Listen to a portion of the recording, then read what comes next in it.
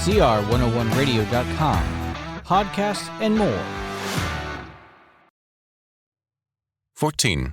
In praise of strong language. A very unpleasant and ungodly woman once told me, "A Christian must be nice to everybody."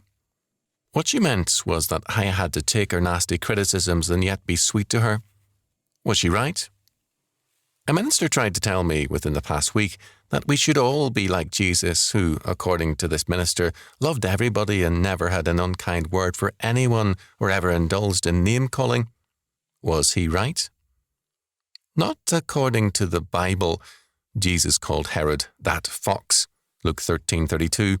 He called the Pharisees hypocrites, blind guides which strain at a gnat and swallow a camel, whited sepulchres, serpents, and a generation of vipers.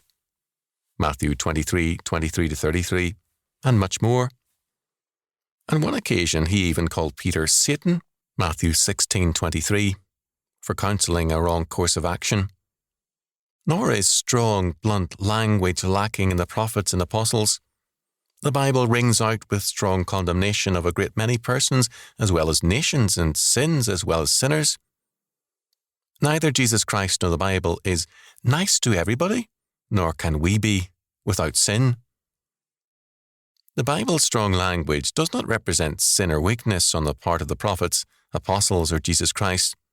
Their anger is righteous anger, and their plain, blunt language is godly indignation and righteous judgment. One of the sins of our age is the lack of strong language where evil is concerned. Nothing seems to be called by its right name these days.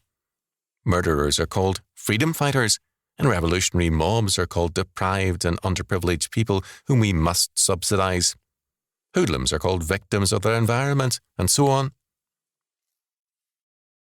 Because of the inability of many to face facts plainly, they are easily imposed on by knaves and fools.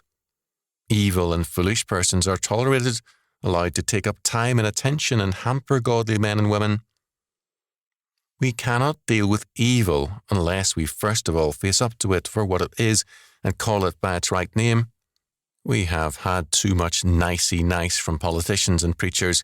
It's high time to use some blunt, plain and strong language, and then, by the grace of God, to take steps against the powers of evil. We cannot win a battle until we first of all recognize that we are at war. We need more strong language, strong deeds, and strong men.